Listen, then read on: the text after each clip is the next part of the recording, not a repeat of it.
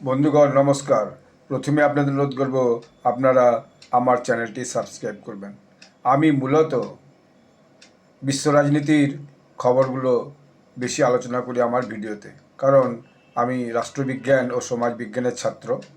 দীর্ঘদিন খুব কাছ থেকে রাজনীতিকে দেখেছি এবং কর্মসূত্রে পশ্চিমবাংলা, ঝাড়খণ্ড, বিহার, দিল্লি এবং তামিলনাড়ু, অন্যান্য সাউথের রাজ্যেও ঘুরেছি বিভিন্ন কাজে।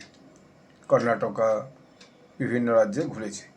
তো ফলে বিভিন্ন রাজ্যের রাজনীতিকে আমি খুব গভীরভাবে দেশে থেকে দেশের রাজনীতিকে ফলো করি এবং আন্তর্জাতিক রাজনীতিকে আমি মূলত বিশেষ ফলো করি, কারণ আন্তর্জাতিক রাজনীতিতে আমার বিশেষ রুচি। এই কথাটা আমি আগেও আপনাদেরকে বলেছি। তো আজ 2025, আর একটু পরেই, কয়েক ঘন্টা পরেই শেষ হতে চলেছে। নতুন বছর 2026 আসতে শুরু করেছে। 2025 প্রত্যেকের যেভাবে হোক কেটেছে, ভালো মন্দ মিলিয়ে। কোনো মানুষ বা কোনো দেশই সবটাই ভালো কোনো মন্দের মধ্যে যায় না, ভালো মন্দ মিলিয়ে প্রত্যেকেরই কেটেছে। আমারও সেইভাবেই কেটেছে। তো 2025-এ কিছু শারীরিক অসুস্থতা ভোগ করেছি, 2025-এ কিছু সাফল্য এসেছে, অবশ্যই কিছু ব্যর্থতাও এসেছে। 2025-এ আমার এই ইউটিউব চ্যানেল অনেকটা সাফল্য পেয়েছে বলতে পারি। আমি 2023 সালে শুরু করলেও আমি দীর্ঘ সময় এই ইউটিউবে সময় দিতে পারিনি। এর জন্য অনেক পরিশ্রম করতে হয়, অনেক রিসার্চ করতে হয়।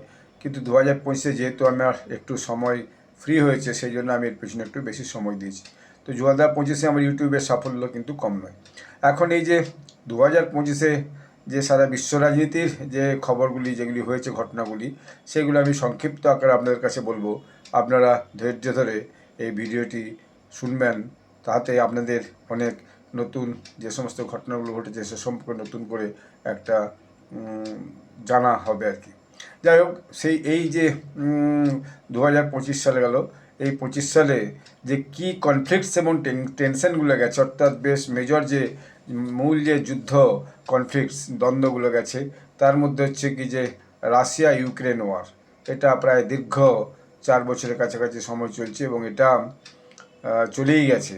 যদিও ট্রাম্প এটাকে যে বলেছেন যে এটা গ্লোবাল সিকিউরিটির জন্য খুবই ক্ষতিকারক এবং এটাকে আমি যেভাবে শেষ করি। তিনি একটা পিস প্ল্যান নিয়ে লেগে আছেন এর পেছনে, কিন্তু এখনও পর্যন্ত সেটা সাকসেসফুল হয়ে ওঠেনি।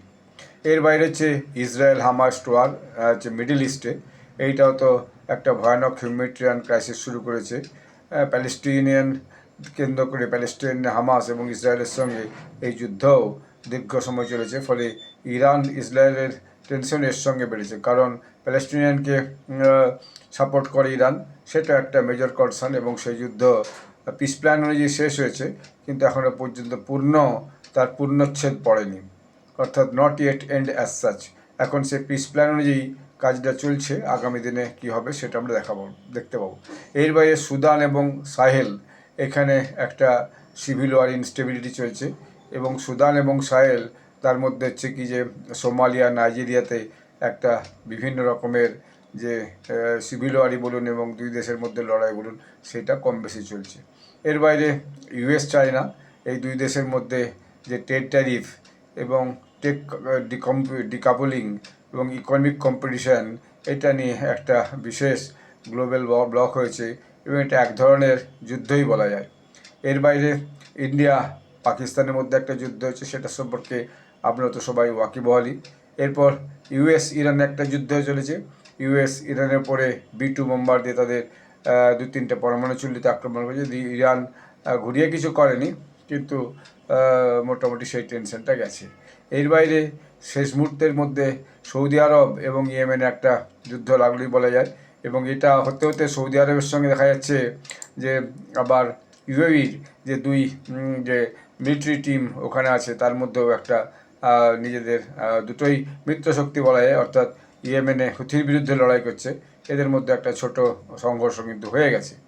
এর বাইরে যেটা হচ্ছে যে কম্বোডিয়া এবং থাইল্যান্ডের মধ্যে একটা দীর্ঘদিন যুদ্ধ চলছিল, যদিও সেটা খানিকটা থেমেছে।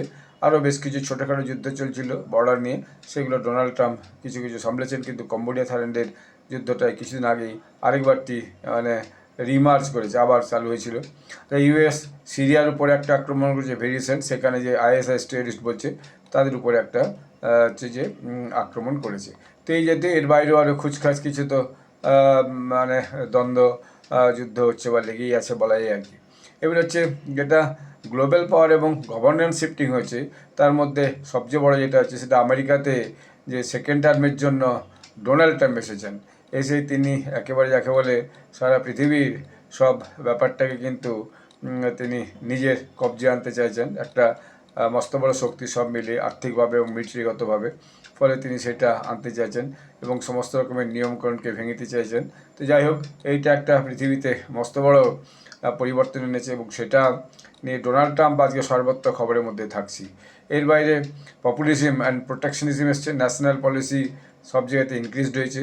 ইমিগ্রেশন খুব ইম্প্যাক্ট হয়েছে, ইমিগ্রেশন এক দেশ থেকে আরেক দেশে ফেরত যাওয়া, এটা আমেরিকা থেকে শুরু হয়েছিল, ভারতেও চলছে, পাকিস্তান থেকেও আফগানিস্তানে আফগান শরণার্থীদেরকে ফেরত পাঠানো হচ্ছে। সারা পৃথিবীর বুকেই একটা যে ইমিগ্রেশন পলিসি চালু হয়েছে সেটা হচ্ছে অন্য দেশের মানুষকে তার দেশে ফেরত পাঠাও, যারা গেছে সেখানকে পৌঁছে যাক। এবং গ্লোবাল ট্রেডের একটা মস্ত বড় টানাপোড়েন চলেছে, সেইটা তো কম বেশি বরাবরই থাকবেই, কারণ ট্রেড নিয়ে যে সমস্যা, সেই সমস্যা তো সহজে মেটার নয়, এটা কিছু না কিছু কম বেশি থাকবেই। বিশেষ করে আমেরিকা বিভিন্ন দেশের উপর বেশি বেশি ট্যারিফ চাপিয়ে দেওয়ার জন্য সেই ক্রাইসিসটা আরও বেড়েছে।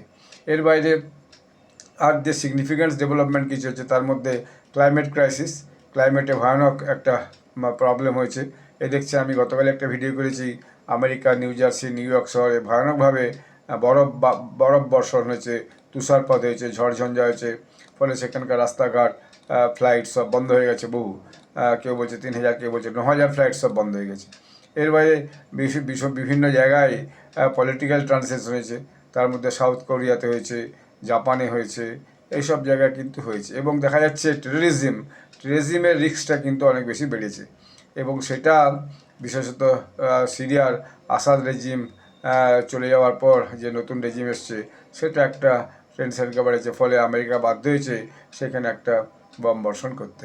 কিছু কিছু টেকনোলজিরও ডেভেলপমেন্ট হচ্ছে, এআই এবং টেক ব্লকস, তাতে একটা computer quantum computing, US China তাদের মধ্যে যে টেক স্পেয়ার্স সেগুলোকে একটু অন্যরকমভাবে রিসেট করার চেষ্টা করছে। সাইবার ওয়ারফেয়ার অনেকখানি বেড়েছে, ন্যারেটিভ ওয়ার যেটাকে বলা হয়, তো ন্যারেটিভ ওয়ারও বেড়েছে। বিভিন্ন ইকোনমিক ফ্র্যাগমেন্টেশন হয়েছে। এইটা যে একটা পৃথিবীর যে গ্লোবাল সাপ্লাই চেন, তাকে কিন্তু খানিকটা জটিল করে তুলেছে। এর বাইরে বিভিন্ন দেশে জেনজি প্রোটেস্ট হয়েছে। তো জেনজি প্রোটেস্ট বাংলাদেশে হয়েছে, সেটা প্রায় লেগেই আছে বলা যায়। 2024 যদি হয়েছিল, কিন্তু এখনও প্রায় লেগেই আছে কম বেশি, এক দল আরেক দলের বিরুদ্ধে প্রোটেস্ট করছে। এর বাইরে Nepal, Indonesia, Philippines, Timor Leste, Maldives, এখানেও ভয়ানকভাবে জেনজি প্রোটেস্ট হয়েছে এবং তার জন্য সেখানে সরকার বদলে গেছে। এবং জেনজি প্রোটেস্টের বেসিক কারণ হচ্ছে দেশগুলোর মধ্যে স্ট্যান্ডার্ড অফ লিভিংটা কমে যাওয়া, করাপশন বেড়ে যাওয়া, ডেমোক্রেটিক যে ব্যাকস্লাইডিং, অর্থাৎ গণতান্ত্রিক মূল্যবোধকে যে সরিয়ে রাখে, এটা একটা কারণ। এবং অথরিটেরিয়ান যে রেজিম, সেই রেজিমের কারণে এগুলো মূলত হচ্ছে, যে একজনই সেখানকার মালিক, প্রশাসক, তিনি যা করবেন তাই, একটা টাইরান টাইপের, সেই জন্য এই ঘটনাগুলো অনেক ক্ষেত্রে ঘটছে। বিভিন্ন দেশে সিভিল ওয়ার হচ্ছে, যেমন মায়ানমারে একটা সিভিল ওয়ার চলছে। মায়ানমার জুনটার সঙ্গে সেখানকার যে গণতান্ত্রিক সরকার ছিল তাদের সমর্থকদের বলুন, বা আরও ওখানে ছোটো ছোটো গ্রুপ আছে, তার সঙ্গে একটা লড়াই দীর্ঘদিন চলছে। হাইটিতে যে একটা যে পলিটিক্যাল ইনস্টেবিলিটি চলছে, সেখানেও একটা গ্যাং ভায়োলেন্স বিভিন্ন লেগেই আছে। ডিআর কঙ্গো, সেখানে ডেমোক্রেটিক রিপাবলিক অফ কঙ্গো, সেখানেও যে M23 রিবেলস আছে, তাদের সঙ্গে একটা সরকারের লড়াই প্রায় লেগেই আছে বলা যায়। ইসরায়েল প্যালেস্টাইন লড়াই তো বললামই, এটা তো আছেই, এখানে তো কমার কোনো ব্যাপার দেখা যাচ্ছে না। এবং তার বাইরে যে আফ্রিকার যে ছোটো ছোটো দেশগুলো, সাহেল রিজিয়ান যেটাকে বলে, সেখানেও কিন্তু কনফ্লিক্ট ভীষণভাবে বেড়েছে। একটা হচ্ছে চাঁদ, মালি, বুর্কিনা ফাসো, নাইজেরিয়া, সব জায়গাতেই একটা দ্বন্দ্ব বেড়েছে এবং সেখানে দেখা যাচ্ছে বিভিন্ন গ্রুপের মধ্যে লড়াই চলছে। ফলে সেখানে একটা ভয়ানক হিউম্যানিটেরিয়ান ক্রাইসিস কিন্তু তৈরি হয়েছে। এবং সিরিয়াতেও দেখা যাচ্ছে যে বিভিন্ন যে গ্রুপগুলো, বিশেষত ISIS, তাদের সঙ্গে সিরিয়ান সরকার প্রাক্তন সরকারের যে সমস্ত সমর্থক ছিল তাদের সঙ্গে এখন যে বর্তমান সিরিয়ান সরকার তার মধ্যে একটা বিশেষ কিন্তু কনফ্লিক্ট চলছে। তো এই সব মিলিয়ে 2025 বিভিন্ন যুদ্ধ, বিভিন্ন জেনজি প্রটেস্ট এবং বিভিন্ন সিভিল ওয়ার, এক দেশের মধ্যেই দুই গ্রুপের মধ্যে লড়াই এবং টেররিজম ইনক্রিজ হওয়া এবং পাওয়ার পলিটিক্স চেঞ্জ হওয়া, এইসবগুলো হচ্ছে। তবে একটা জিনিস দেখা যাচ্ছে সব দেশেই কিন্তু দুটো মূল লক্ষ্য হচ্ছে, একটা হচ্ছে ন্যাশনালিজম খুব ইনক্রিজ করছে এবং ইমিগ্রেন্ট যে পলিসি বা ইমিগ্রেন্ট পলিসি রিভার্স হচ্ছে, অর্থাৎ ইমিগ্রেশনকে কোনো দেশই আর অন্য দেশের নাগরিককে সেই দেশে পছন্দ করছে না, সেই দেশের নাগরিককে তারা গুরুত্ব দিচ্ছে, সরকার বাধ্য হচ্ছে তাদের পক্ষে দেখতে এবং রাইট উইং পলিটিক্স সব জায়গাতেই একটা বড় স্পেস নেওয়ার চেষ্টা করছে। লেফট, সেন্টার লেফট তাদের দিন আস্তে আস্তে কমে যাচ্ছে, এটা আমার ধারণা, মাই পয়েন্ট অফ ভিউ। তো এই মিলিয়ে 2025 সাল শেষ হলো। 2025-এর অন্তে এই ভিডিওতে আপনাদেরকে আমি সবাইকে যে আজকের এই খবরটি বললাম। 2026-এর জন্য আপনাদের সকলের কাছে সকলের জন্য শুভেচ্ছা রইল। 2026 আপনাদের সকলে ভালো কাটুক এই কামনা করে এই ভিডিওটি শেষ করছি। 2026-এ আগামীকাল থেকেই আমি আবার নতুন নতুন ইস্যু নিয়ে, গ্লোবাল পলিটিক্সের ইস্যু নিয়ে আপনাদের কাছে জানাবো এবং আপনারা সেখান থেকে আরও নতুন নতুন ইস্যু জানতে পারবেন 2026 কীভাবে আগামী দিনে চলতে থাকে। সকলে ভালো থাকবেন, সবারই খুব ভালো হোক। ধন্যবাদ।